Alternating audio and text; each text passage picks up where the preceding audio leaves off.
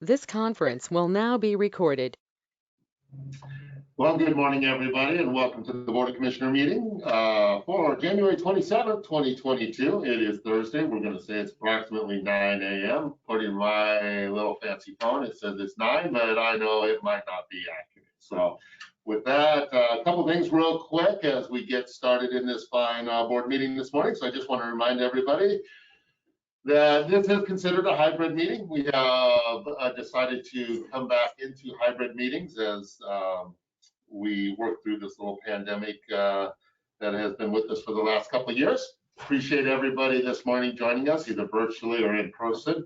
Currently, right now, the only people in person are going to be staff because we have nobody from the public. A couple things we just mentioned, that if there is any questions, comments, concerns, if you're in person, we'll take it in person. Anything that had been emailed to our customer service folks prior to the meeting, we'll read during the normal public forum aspect of it. Anybody on the virtual wall, I call it a virtual wall because there's quite a few of you on my screen that wish to comment, please hit the chat box so one of our folks here can kind of see that you're willing or wanting to say something to the Board of Commissioners, and that way we can get started. So we just have to make sure we type one at a time because even though it is recorded, sometimes there can be some overlap and we wouldn't want to miss anything that's important. Plus we have folks that are also taking some notes. So with that being said, if you could all please join me in the Pledge of Allegiance. I pledge allegiance to the flag of the United States of America, Republic, one nation under God, indivisible, with liberty and justice for all. Well, again, everybody, thank you for joining us this morning. As I said, this is a regular sewer board meeting for the Board of Commissioners for Lake Stevens Sewer. We're joined by staff here, folks on the virtual wall. We have Commissioner Koshi, who is joining us virtually. You may not see him here, but he is up there. So between myself and him, we are the only two commissioners at the moment, and there is a vacant opening. As we move down to the agenda approval process, I'll look to staff to see if there's any additions, subtractions that need to be added to. Nothing from staff. Nothing from staff. I'll look to my fellow commissioner up on the wall if there was anything he wanted. He is indicating no by waving his, or shaking his head, I should say, side to side. So with that being said, I would entertain a motion to approve the agenda as submitted. I make a motion we approve the agenda as written. So there's a motion on the floor for that agenda approval. I will go ahead and second that motion. With that being said, there is a first and a second. Any further discussion? I have none. Commissioner Koshi has none. I'll call for the vote. All in favor signify by saying aye. Aye. It has been approved. Well, perfect. If you're following this morning and you see agenda in front of you electronically or you have a paper copy, we are down to item number 4. This is the consent agenda items. These are items that the Board of Commissioners have looked at already and reviewed in detail. There are A through I on the agenda this morning, and I would look to Commissioner Koshi if he would like to entertain a motion to approve consent agenda items. I'd make a motion we approve consent items A through I. There's a motion on the floor for the consent agenda items A through I, which I will go ahead and second that motion. Look to any further discussion before I call for the vote. None indicated by Commissioner Koshi or myself. All in favor signify by saying aye. Aye. And we are moving. Now, we are down at item number 5. Just to let everybody know, this is the public comment aspect of the agenda. I'll look to staff to see, as we open that up, if there were any questions, comments, concerns that may have come in through the office. Nothing's been submitted. Nothing has been submitted. I look up to the board or up to the wall. I see a couple things in the chat box. Of course, I can't see it other than the number, but no indication that anybody wants to have a question, comment, or concern to the Board of Commissioners this morning, regardless if it's on the agenda or not. So with that being said, I'm going to close the public forum aspect with no comments from anybody in the public and move on down to old business, which is item number 6. And we will start with A, which is the comprehensive plan financial analysis. I'll look to staff to bring us up to speed. So we're actually going to turn it over to Chris Gonzalez with FCS Group, who has done this work for us and has a presentation prepared. Excellent. We'll look forward to that. All right, so can you see my presentation? You should see the South Regional Lift Station and a bunch of text. Yes. Okay, perfect. So just to give you a quick agenda of stuff we plan to cover, we looked at the sewer general facilities charge, or GFC. I'll provide an overview of the background and methodology, and then kind of walk you through the updated results. And then we'll get into the financial plan and kind of a similar discussion of methodology and assumptions.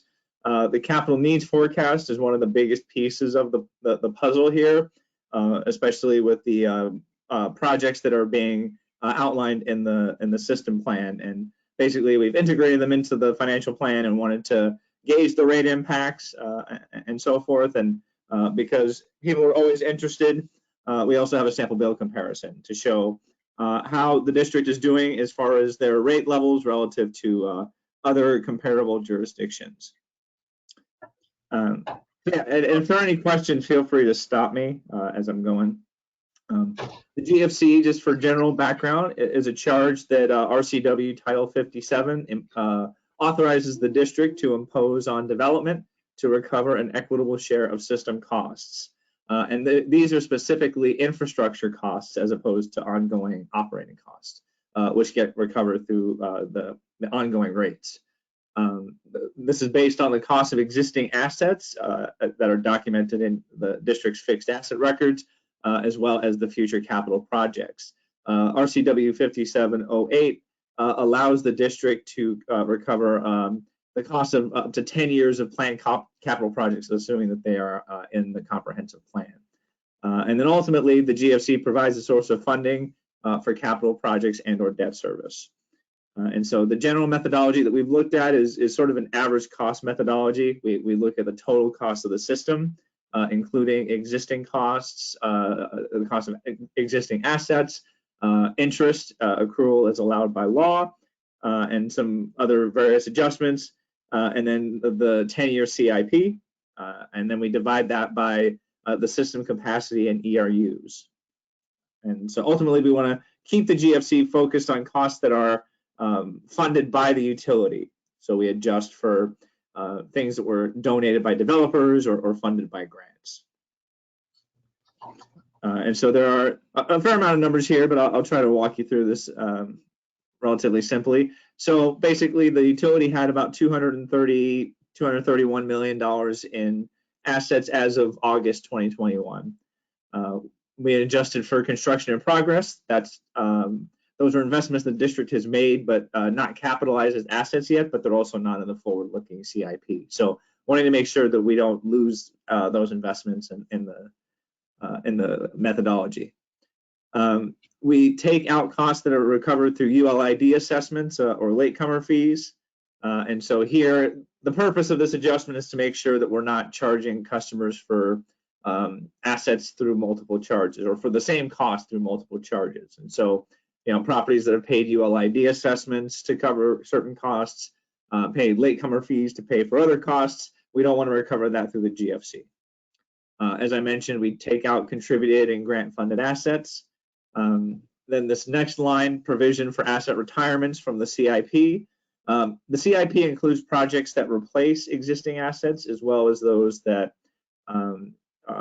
expand system capacity to accommodate growth. And so we don't want to charge for an asset and its replacement at the same time.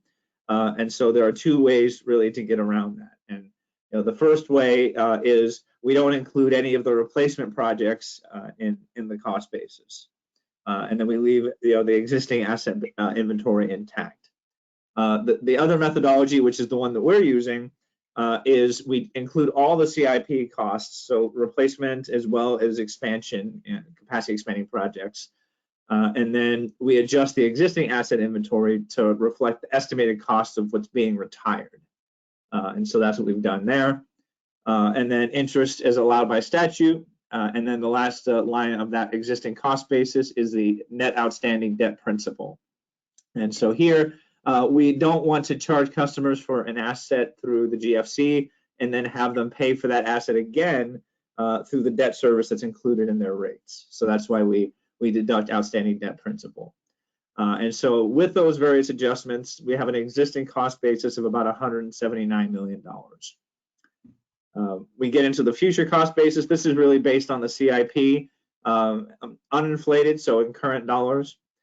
We adjust for anticipated grants and contributions, and we have a net future cost basis of about $67 million. And so when we add those together, we have a total system cost of about $246 million. The system capacity in ERUs is currently 17,980, and that is based on the district's estimates about how many ERUs it can add to the system given the current configuration. So right now there are issues, as I'm sure many of you have heard, with just not having buildable land. And so that's really constraining the number of ERUs that can be added. And so with the numerator and the denominator, we're calculating a charge of $13,687. The existing GFC, I'm sorry, there was a typo there, it was calculated at $10,428 a few years ago, but the board adopted a charge of $10,400. And so the recommendation is that the district increase the GFC from $10,400 to $13,500 per ERU. And that increase, after consulting with staff, would go into effect sometime this year and start to impact the GFC revenue projections for the financial plan. So before I move on to the financial plan itself, are there any questions about the GFC analysis? Well, I have a question that's related, and this would probably normally go to Jonathan, but I'll toss it out there and see if we might have a view on it. And Dan, you might have a view on it. So when we do a development agreement, and part of that development agreement has maybe donated facilities and credits for future GFC, future connections, do we do those credits on a per unit basis, or do we do those credits on a current value basis? So in other words, if I have 100 GFC credits sitting out there, are all of a sudden they're going to be worth 30% more when the GFC charge changes, or does the district essentially pay back faster when the GFC gets raised, if that makes sense? Yeah, sorry, Kevin, this is Jonathan. Generally, it's a sum that we will later associate a GFC number or an ERU number. So if the total credit is 700,000, we divide that by the 10,400 and then associate an ERU, but it's usually a lump sum figure that we give the GFC credits for. Okay, so would it, I guess, as a developer, is my credit now, am I getting fewer GFC credits with this change, or am I getting the same amount of GFC credits with this change?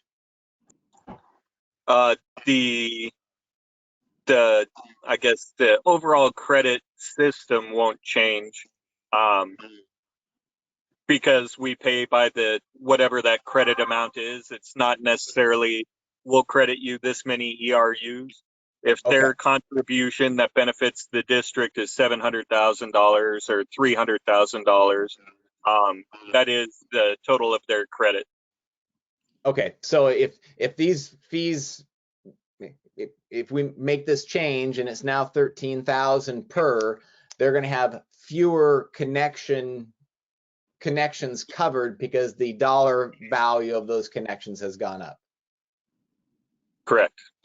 Okay, and that's true on even older DEAs that haven't been completely satisfied.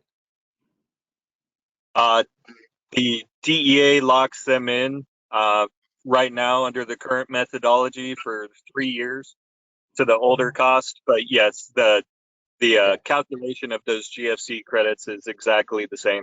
So. Okay, all right, but they get a three-year window if we make a change? Correct. Yep. Okay. All right. I appreciate it. Thank you. And I guess I'll add to that conversation really quickly. Yeah, it's good that the credit is based on sort of the dollar value to the district, because I think there might be an issue if like you expressed it in terms of a number of ERUs and then you were crediting them at a higher rate than what they actually gave to you. There might be a gifting of public funds issue there. So definitely link it to the dollar value to the district, not a number of ERUs. All right, so then moving on to the financial plan. This graphic shows the rate study process and everything it can entail. The first phase, which we're really focusing on for the purpose of the comprehensive plan, is the revenue requirement or financial plan. And that stage analysis includes forecasting costs and revenues, considering fiscal policies like reserve balances, and so forth, and then determining the aggregate amount of revenue that rates need to generate to fund the needs. The other two phases, the cost of service analysis looks at, how do you allocate costs to customer classes? So residential users versus commercial users. The district has a single rate per ERU and then just determines ERUs differently depending on the use type. So that's sort of effectively how you do that. And then the rate design subject would just be, once we know how much we're recovering from each class, we then design fixed and volumetric charges. And again, the district has a fixed rate per ERU, and so that's currently $86 per ERU. So that's how that happens. The key assumptions for the financial plan are we have inflation rates that we apply to expenses to project them over time. We're assuming 5% per year for general sort of CPI inflation through 2024 and 2% per year thereafter. We consulted with staff to gauge sort of the impacts of the current conditions to the district and expectations for the next few years. And staff felt it was appropriate to increase the near-term inflation. We were, I think, assuming like 2 or 3% based on historical versions of the analysis, but really wanting to recognize that costs are currently going up at a faster rate than normal right now. But longer term, hopefully they will go back to a more normal trend. Labor costs, we're assuming increase by 3 to 4% per year, depending on the year, and I think based on labor union negotiations. Benefits costs, based on the district's financial model, are going to go up 10 to 12% per year. And then construction costs follow a similar trend to the general cost right now. We're assuming 5% per year through 2024 and then 3% per year thereafter, just recognizing that longer term construction costs go up at a rate that exceeds standard inflation. And so then as far as system growth, this affects both GFC revenues and rate revenue. We are assuming a growth rate of about 0.8% per year, which equates to 111 ERUs per year. And this is really based on the district's forecast. It's not exactly 111 every year. It's I think closer to 150 per year in the near term, and then it starts to tail off by 2028 based on that buildable land constraint. And so that's our growth assumption. The operating forecast is generally based on the 2021 mid-year forecast that the district prepares with adjustments from staff. So we had a review meeting where we looked at the line item detail and figured out what is representative in the 2021 mid-year forecast of future conditions and what should be adjusted due to staffing changes or one-time costs and things like that. We calculate taxes based on projected revenues and so forth. The key reserve policies that we're assuming for the analysis is that the district maintains a minimal operating balance of 90 days of operating expenses, and then a minimum capital balance of 1.5 million, just to have some money in the bank in case there's an unanticipated main break or something like that. Capital needs forecast suggests that the district is going to fund 52.6 million in projects from 2022 through 2027. This estimate reflects inflation at 5% per year. And again, kind of what we were talking about before, where on the GFC analysis slide, the capital costs were uninflated. And so then looking at the 6-year funding plan, we are expecting developer contributions to add up to $6 million, or about 12% of the cost. Cash resources, including GFCs and existing cash balances and cash generated through rates, that accounts for about $31 million, or 60% of the cost. And then we're projecting the need to borrow $15 million, or about 28% of the cost, to pay for the remainder.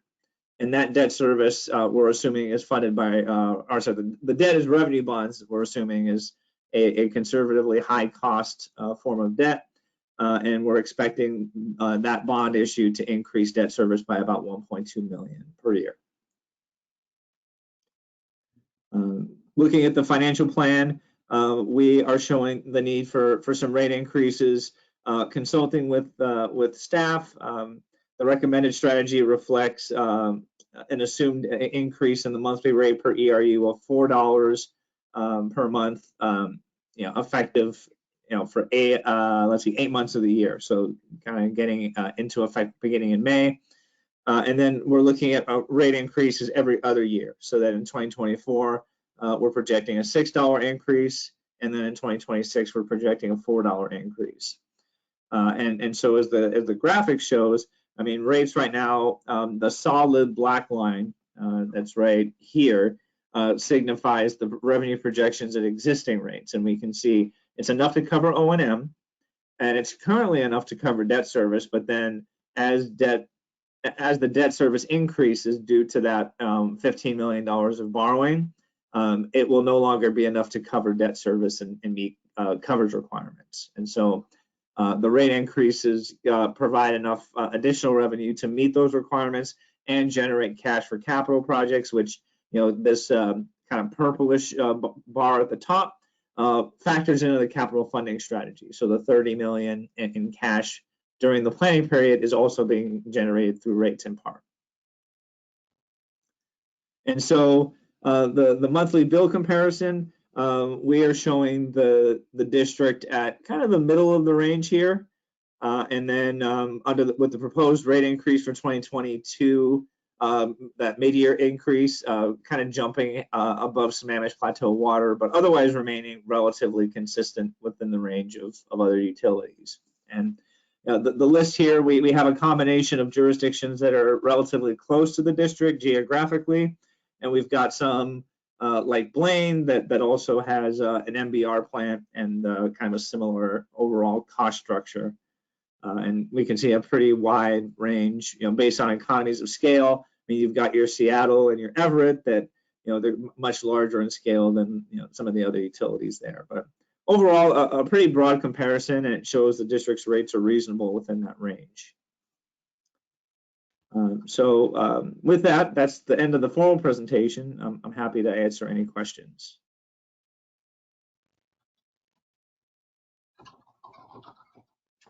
Well, I think you got a question, Commissioner Koshi? No, I was just gonna, Chris, I appreciate the, looks like a great methodology, laid it out well. It's got the right information in it to be able to start asking questions and frankly formulating, what kind of policy and position to, be able to address it. And my observation from, what you've shared is the two dials we have to turn really are either re-scrubbing the capital needs, prioritizing those, right, and making those go down or not. That's one dial to turn. And then the other dial to turn certainly was recommended, or was the recommendation was to capture as much of those GSC charges as that capital plan justifies. And then the third piece is, what the appetite for debt is, and whether this can be balanced with no debt. Does the increase in rates accelerate and the timing of capital stretch out such that debt is not needed? And so those are the dials, this allows us to play with and see what's palatable. So I appreciate it. Oh yeah, absolutely. And I will add, just based on what you've said here, there was a process that staff and and GNO, the engineering consultant, they went through the CIP and tried to do some scrubbing already. And they can speak to that far better than I can. But that effort definitely went into it. And then as far as the debt strategy goes, yeah, I mean there's absolutely truth, and as long as you have flexibility to push projects off, you may be able to reduce some of that borrowing.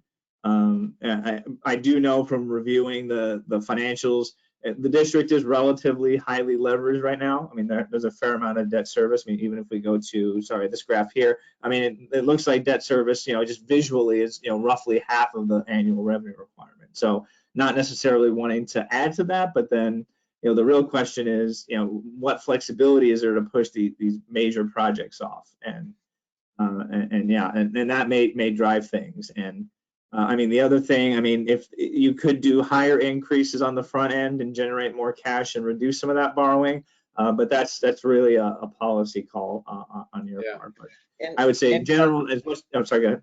No, I was going to say that all good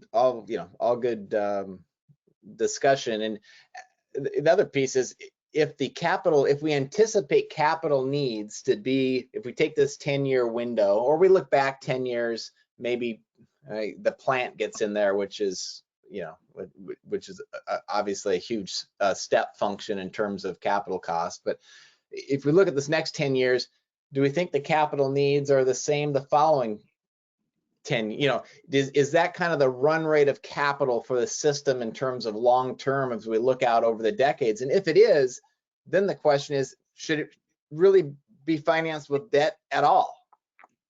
No, right? Because you're essentially signing up for that additional cost in perpetuity. The folks that sit in the elected seats, that take the heat initially, it makes it more palatable to have the conversation by doing that. But if that's a long run need of capital, a different policy decision, if you really are going to look out over the needs of the community over decades, is a different set of decisions to make, and are probably more painful to make, but are the right ones to make long term in terms of capital viability and sustainability and all of that. But anyway, so those are great conversations to have and have public input and city input and so forth into. So yeah, and that's a great point. And so, I mean, looking at the longer term forecast, I mean, you sort of have to look at the nature of the capital. And so, to the extent that you have a consistent expenditure, like you're doing, $1.5 million per year in main replacements or something like that, long term, that should be funded by rates, because it doesn't make sense for you to be borrowing every 3 years, because you need money to pay for those things. Debt, I think, makes sense in the capital funding package as something to deal with those big spikes. So if you have, a $50 million treatment plant upgrade, it's going to be harder to raise rates to cover that cash, or otherwise you're sitting on a bunch of cash over time. So the debt really helps spread those costs out. But yeah, to the extent that there are recurring needs, it makes sense to build those into the ongoing rates. Yeah, so maybe that's one way to look at Schedule 5. I know that's later in the agenda, and I'll get off the point here, but that might be a way to relook at Schedule 5 of all the list of capital projects and say, okay, which ones of these do we think are longer term, or we're going to have to touch another 5 lift stations in the next 10 years after this? Well, yes, okay, well, that probably we should think long term how to build that into the rate structure. Right? Pipe replacements. Is it 2 million a year, 10 million? What does that look like? And do we think that goes on in perpetuity? Probably does. But these aren't. And so maybe that's a way to maybe put a different lens on our Schedule 5 capital plans, and then start baking those into how do we fund. All good stuff. All right, I'm going on mute, and I'll try to stay there for a while so we can get through the rest. No, I appreciate it, Commissioner Coaching, because I think we're on the same sheet of music. I mean, as an organization, we did quite well the last 5 years without a rate increase, and we're able to get to a certain point. But our costs are coming up. As we work with the city partners, I mean, we're hamstrung like they are to a degree, because when you reach the end of your buildable lands, it makes it a lot tougher to be able to have facilities that are going to be built by a developer. Now we're starting to do infill, and there are some capital projects we do necessarily need to move forward with. But I think that we really, like you were saying, have to really dive down deep into it. What is the importance? What can we start working on, and what can be deferred a couple of years down the road if that's it? But I think reality is we may be, regardless, looking at this rate increase. Obviously, I know myself, and I can't speak for you, Commissioner Cushy, but you're probably in the same agreement that there is going to be an impact that's going to come, and it's trying to get the public to understand exactly where the dollars are going, why they're spent a certain way. For us as an organization, it's always been about trying to reduce a lot of our debt. We took on a plant many years ago because there was the need. The need is still there. The rules, unfortunately, have been changed by DOE a little bit, which are out of our control, and we're going to have to accommodate for that. But I think a very good look into our rate structures and how we're doing that is something we're going to be moving on. Appreciate everybody's work on this. I know that there's a lot of moving pieces behind the scene that we get fed as electeds to try to make a decision in the best way we can. So thank you, everybody, for that aspect of it.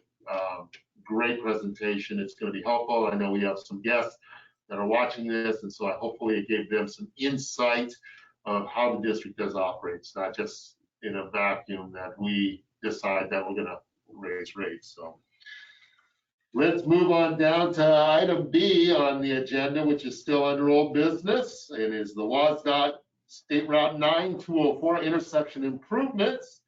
I'll turn it to staff because, as you all know, if you don't know, there'll be a lot of changes to Frontier Village in the next couple of years, and it's going to have an impact on all of us. All right, so this reimbursement agreement with WSDOT is to have WSDOT's contractor essentially adjust and reconstruct a total of 6 manholes that will be impacted by the SR 9204 realignment and reconstruction. The total value of that anticipated value of the WSDOT portion of the sewer district's work is $30,950 even. And the agreement's been reviewed by legal and staff and is recommended for approval. And we would also ask that the commissioners allow Mariah Lowe to sign the agreement, or I. Perfect. Thank you. Appreciate it. I do have it in front of me. I looked at it also. I'm sure Commissioner Koshy has looked at it in his packet of material that was emailed out to us. So I don't know if there's any questions, comments, concerns for Commissioner Koshy? Nope. I'd make so you want like a motion on this with authorization to sign? Please. Yeah, okay. Well, I'll make a motion that we authorize either assistant general manager or the general manager to sign the Lake Stevens Sewer District UTB 1500 agreement in regards to WSDOT State Route 9/204 intersection improvement. So there's a motion on the floor to authorize our assistant general manager to sign into the utility construction agreement with the Washington State Department of Transportation in regards to some realignment work that has to be done in the Frontier Village area on the State Route 9 and 204 intersection in the amount of $30,950. I would second that motion. Any further discussion? Seeing none, hearing none, call for the vote. All in favor, signify by saying aye. Aye. Aye. Motion has carried. Thank you, folks, for the work on that, because I know it wasn't just our staff. We probably had GNO, our legal, and everybody else take a look at it, because it takes a lot of people to make sure that we are doing things properly. So that's why we have the best staff around. So let's move on down to item C under old business. This is going to be the Toll Estate DEA addenda. All right. This DEA addenda adds a single latecomer to the original DEA. The addenda's been reviewed by engineering, legal, and staff and is recommended for approval. Perfect, thank you. Commissioner Koshy, comments, questions, concerns? Make a motion that we approve the Toll State DA addendum as presented. Perfect, there's a motion on the floor. I'll go ahead and second that motion for the addendum to the Toll Estates Development Extension Agreement. No further questions, comments, concerns? Not seeing any or hearing any. I'll call for the vote. All in favor, signify by saying aye. Aye. Motion's carried. We're moving down to item 6 on this morning's agenda under old business, or well, yeah. Item D under 6, I should say, which is a voided check 9417 issued on the 13th of this month and reissued under 9443 and 9444 in the amount of $13,106.27. But I'll let staff go in depth or give us a better understanding. Okay, so this is a housekeeping item again, so I don't need a motion on it, just recognizing for the public meeting, the check number changes. So 9417 was issued to Snohomish County for election costs. So the remittance address and department needed changed from what we had originally issued it under. So it's the same dollar amount, just going to the correct address this time. 3,000 Rockefeller. Yeah. Couldn't tell you the mail stop, and I know it's 3,000 Rockefeller. Well, perfect, no problem. And just for a lot of folks that might understand, election costs, if you are, when we have a candidate that is on the election cycle, there's a cost to it. Nothing's given to any of the government organizations as they pass through the county. They have to pay money, so we have to pay money. So that's just clarifying there. So we'll move down to item E under the old business again. It is a voided check. I will turn it over to staff and they can explain that one. So this one, check number 9086, that was issued 10/8 of 21, was issued in the names of both of the customers that we had on the account itself. There was a quick claim deed on the sale of the property, removing one of those customer names. So we're reissuing the check in just the remaining customer name instead of in both customer names. So again, it's for the same dollar amount and a housekeeping item. Okay, that's so noted. Thank you for that. Appreciate it. I don't know if Commissioner Koshy had anything on that. Nope. So let's move on down. Item 7 is now new business. We have 3 items under here, under that this morning. The first one, item A, is the Minikin Developer Extension Agreement Variance Request. So I'll look to staff. All right. So the property owner, Mr. Minikin, has asked for a variance to existing district code, which would, without this variance, disallow him from connecting a travel trailer to the sewer while his home is being constructed. So he's asked for a variance to allow a temporary connection to the sewer line while with the travel trailer while his house is under construction. The variance has been reviewed by staff and is recommended for approval. We did put the condition that this is a temporary connection for 1 year. He can petition the district for an extension if the house isn't complete within that year. However, we made it clear that the trailer must be plumbed, hard plumbed to the sewer line, and is only good for a year. So again, district staff is reviewed and recommends it for approval. Perfect. I Thank you. appreciate them asking. Yeah, sometimes I get those views. So how about a motion for this variance? Yes, I would make a motion that we approve Mr. Minikin's DE variance request for his trailer. So there is a motion on the floor to give a variance for the developer extension agreement for the Minikin property with the conditions as outlined by staff and in the request. So with that being said, I second that. I'll call for the vote. All in favor? Aye. Aye. Motion's carried. Thank you. Let's move on down to item B under new business. It's going to be a lift station 18 pipe repair change order number 1. All right, so this is the one and only change order for that project, the lift station 18 pipe repair. The change order is valued at $5,710. And the reason for the change order is additional export and import of fill due to unsuitable materials while excavating, and the need to extend the excavation site due to the depth. District staff has reviewed the change order and recommends it for approval. Thank you. Any questions, comments, concerns by the other commissioner? No, I make a motion that we approve lift station 18 pipe repair change order number 1. There's a motion on the floor to approve lift station 18 pipe repair change order 1, which I will second that motion. I will call for the vote if there's no further discussion. Nope. All in favor signify by saying aye. Aye. Right?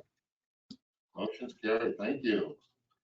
And now we are down to item C, new business, which is a 2022 budget presentation. Okay, I will take this one here.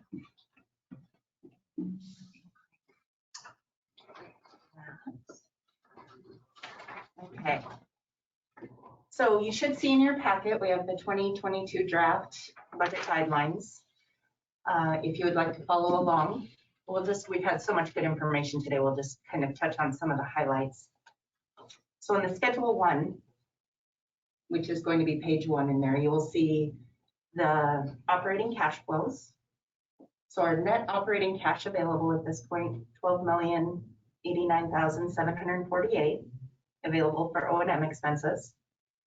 The end of year revenue after our projected O&M expenses, we have $3,794,925.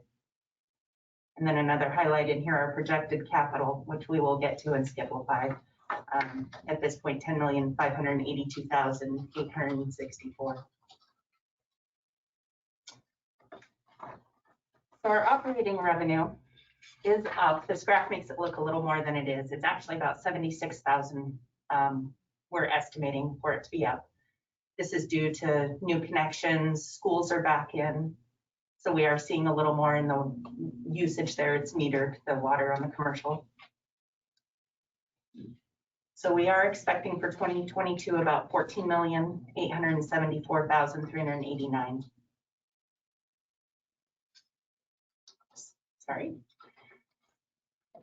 Our debt payments, definitely you can see the big drop there, 2033. This was planned. I know we've talked about it before as we do that merger with the city, with the interlocal agreement. At that point, our debt should be down. And then there is also on your page 4 that there is a schedule there to show those debt payments going through 2036. Again, if you're following along in your packet. Sorry, I'm throwing a lot of information at you here. Maintenance and operations, which is our schedule 4, which is our big one. We are expecting about an 11.11 increase overall. Salaries do appear to be up. We do have 1 additional planned full-time operations staff and 1 part-time admin staff. The part-time admin position is filling a vacancy we've had, and we also have not filled in the HR department the payroll and benefits coordinator, so it's a bit of a wash there. The additions to salaries, the medical is expected to go up, and there is the planned step increases as well. Our lift stations, as we've talked about, are aging, and they do require more pump repairs as well as the treatment plant. It's strange to think of it as an aging treatment plant, but we are there. It's requiring more maintenance and repairs.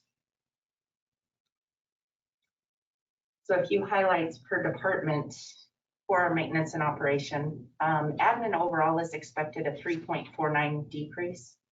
A big part of this, we were putting a lot of our computer maintenance for all departments. It was all going into the admin. We will now be breaking that out by department. Our medical insurance, again, is expected to increase. And the election costs, which we just touched briefly on, there are no elections for 2022, so that cost is down about $10,000. Operations, we are expecting a 17.04% increase overall. Again, the computer maintenance is up there now being split between departments. We did talk a few meetings ago about the arc flash study and rekeying the lift stations. That is an expense we are expecting in this next year. And again, the increased maintenance costs for aging infrastructure. For the plant, we're expecting about a 9.65% increase. There's quite a few new permits that are being required. Again, the computer software, we have the Snohomish County IT, the SCADA systems, Lumen. Quite a few safety improvements coming up. And then a big one that we're noticing, our polymer and chemical costs are going to have more than a 10% increase coming down the line. And we actually just got another email from one of our big North Star Chemical, who we get our chemicals from, about another increase. So those are a bit of the highlights as you kind of glance through the Schedule 4. To talk about our overall O&M costs, this shows 2017 is when we did our last rate raise. At that point, we went from $83 to $86. And in that time, there's been about a 30% increase in our O&M without the rates changing. So that shows a bit there how this year that's definitely affecting us. Capital, which is our Schedule 5. This is a big one. We have $10,582,864 estimated. Some of the bigger projects that are coming along, the gravity sewer system repair and replacement at $2.76 million. The SR9 gravity crossing at about $400,000. Lift station 2C upgrade, the force main and the bus loop, about $6.3 million. Lift station 4C, 6C construction, we have the 5C decommissioning, that's about 1.7. And then the plant upgrades and new permits, just a little over $500,000. Hey, I have a follow-up question real quick for Jonathan on that. So of the 2022 capital projects, we show that we're going to expend all the dollars in there plus about $250,000. What do you think if we're going to go to Vegas and bet on whether we would really get all those projects and those expenditures done in 2022? Where would you put it? I would say 100% of those expenditures is probably a 50-50 shot. I would say that some of the capital costs, especially the downtown projects, are going to extend into 2023. Okay, thank you.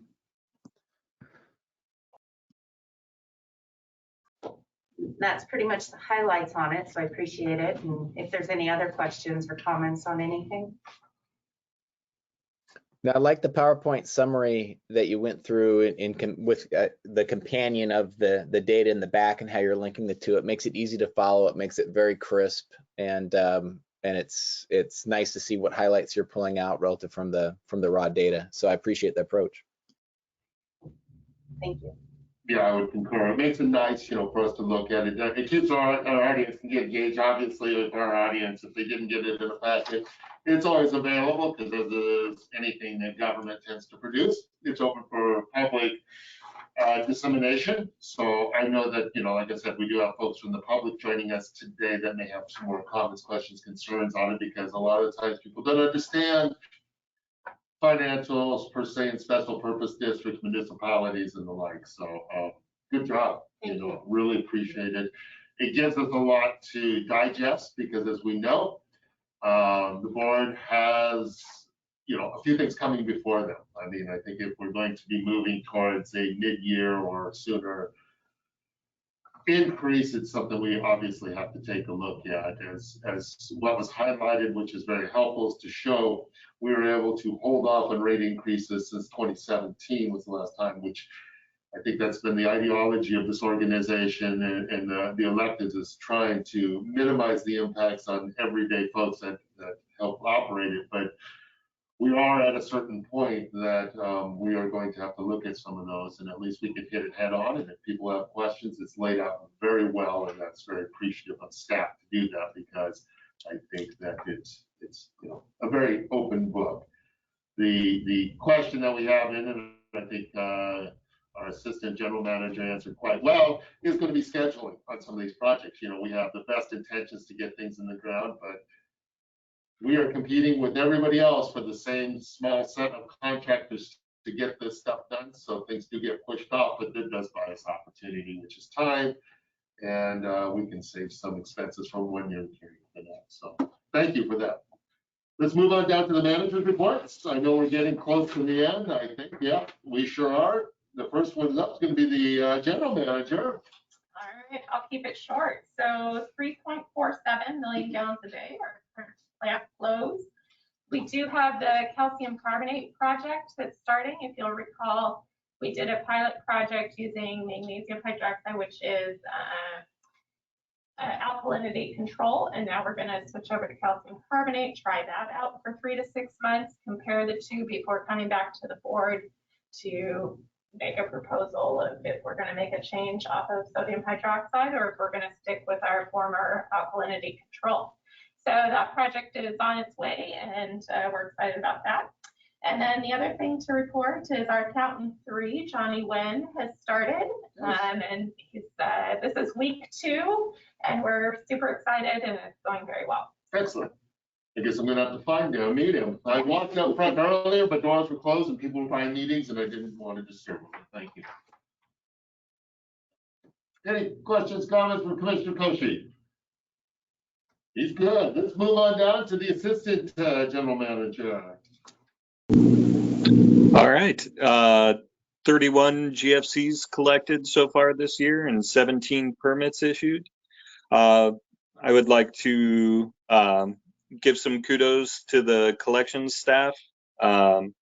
We recently had an exhaust system failure for our generator at lift station 1C. Essentially, it rusted all the way through and filled the vault under the creek that the generator's in with a bunch of carbon soot from that failure when we were test running the generator. So they were able to coordinate somebody bringing a rental generator to the site, getting that hooked up while we had to take the existing emergency generator offline, and trying to find somebody that would do a custom exhaust repair in a vault under a creek tended to be a pretty difficult task, and they were able to do it, and no interruptions at all with the operations. So good job on them. And that's all I got. Excellent. No, I thought I saw the green, a big green generator down there this last week. I thought, I don't think we have a piece of green equipment. I mean, I'm used to the one that we normally would use if it was available. So great job of the staff of doing that. I mean, I guess if it filled that up, if it got in the system, we could smoke test the system a little bit to see if there were any leaks somewhere else, but that's not the way you generally want to do it. But good job for everybody pulling together to get that taken care of. Okay, we're down to city report. Yeah, let's see. We have anybody from the city, or do we have something? So I received an email from Jean that it's business as usual, but Councilmember Peter Shagan's on. I see it's green lit up that he may have something to add. We have no report today. Thank you. Okay, well, thank you. Okay, we're down to item 10. I know we're getting there. It's going to be commissioner's report. So I'm going to look up to Commissioner Koshi on the virtual wall and see if he's got anything to add. Nope, I guess just the comment would be as we start leaning into what adjustments we may make to GFCs as well as rates. We've been able to delay that as long as we have because of the work on from our staff and our partners. Give GNO a tip of the hat as well on being able to look at new ways to be able to be effective and efficient. So, but I think the time has come. So I look forward to leaning into those conversations and mapping a plan forward that works well for the community long term. So I appreciate it. Absolutely. No, I would concur with that. Looking forward to that. I know that I've asked staff, just as the board president, to kind of make sure this is one of the first things into our February meeting, because I'd also like to probably get some public input from this time and that, because I mean, while it's not statutorily required of us as a special purpose district, it is a good way of doing business. I think that public input is obviously something we want to hear from as one of the electeds. We're the ones that are going to make the decision. So it's going to have an effect on our staff as those things kind of come up. But I would implore anybody who is joining us today from the public on this to please reach out, ask questions if you've got those concerns. Also, I know that as a few of you have probably seen, there's only one commissioner sitting in building today, one on the wall. We do have a commissioner, if you did not know, that had left the organization because of moving out of the district, but we are looking to replace that. And there's going to be interviewing coming up, probably the first part in February. So look forward to eventually having somebody else join us from the public that would love to do the job that we are currently sitting. So thank you everybody on that. I'm going to look over to the general manager, because the general manager is generally the one that keeps me on track, to see if there is an executive session today. So there will be an executive session for pending litigation. And we have Jeff Boss as well as, let's see, Andrea Bradford is also on for it. So either one of them can give the preamble for that. The correct preamble. So it's been kind of alluded to. I will let them kind of tell us what kind of time we're thinking of. If we need 30 minutes, 20 minutes, an hour, you tell. I'm looking to them and they're probably thinking, well, we can start. Do you want to start off with 30 minutes? Whatever Andrea thinks. I think 20 minutes should be good to start with. We can go from there. Okay. So we're going to have a 20-minute executive session. There is no anticipation that we are going to come out and make a decision once we conclude the executive session, and we would end up going into the regular board meeting and then excusing ourselves once we've completed. But if there's any other RCWs that the legal needs to keep us on top of, I will open that up to them to explain, and then we will go into exec session. This conference will now be recorded. Well, good morning, everybody. Once again, we are now back in regular session after completing the executive session, and as stated previously, there are no decisions to follow in that exec session.